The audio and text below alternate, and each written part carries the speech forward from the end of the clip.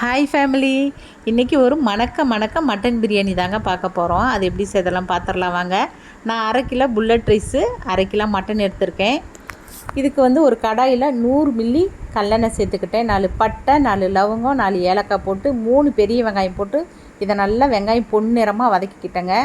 1 கைப்பிடி அளவுக்கு மல்லி இலை, 1 கைப்பிடி அளவுக்கு புதினா, 2 டீஸ்பூன் இஞ்சி பூண்டு பேஸ்ட்டு இதையும் நல்லா சேர்த்து நம்ம வதக்கிக்கலாம். கூடவே 2 தக்காளியும் சேர்த்துக்கலாம். இதையும் நல்லா வெங்காயம் தக்காளி நல்லா வதங்கட்டுங்க.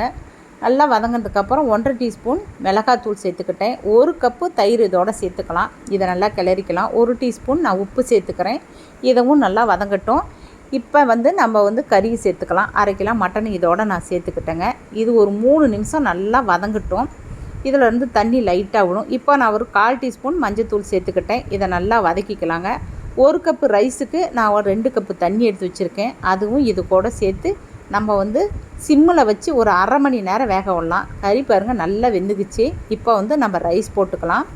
இப்போ ரைஸ் போட்டு ஒரு 10 நிமிஷம் மாட்டோம் நம்ம சிம்மில் வச்சு நம்ம மூடி வச்சிடலாம். நல்லா வேகட்டும். பாருங்கள், இந்த ஸ்டேஜில் தம் போடலாம். இப்போ 3/4 பதத்தில் இருக்குது. நான் தம் போட்டிருக்கேன். பிரியாணி ரெடி ஆயிடுச்சு. பிரியாணி பாருங்கள், மணக்க ஒரு மட்டன் பிரியாணி ரெடி ஆயிடுச்சு. நல்லா உதிரியாக இருக்குது பாருங்கள். கரெக்டான பதத்துக்கு நான் எடுத்திருக்கேன். நீங்களே இப்படி செஞ்சு பாருங்கள்.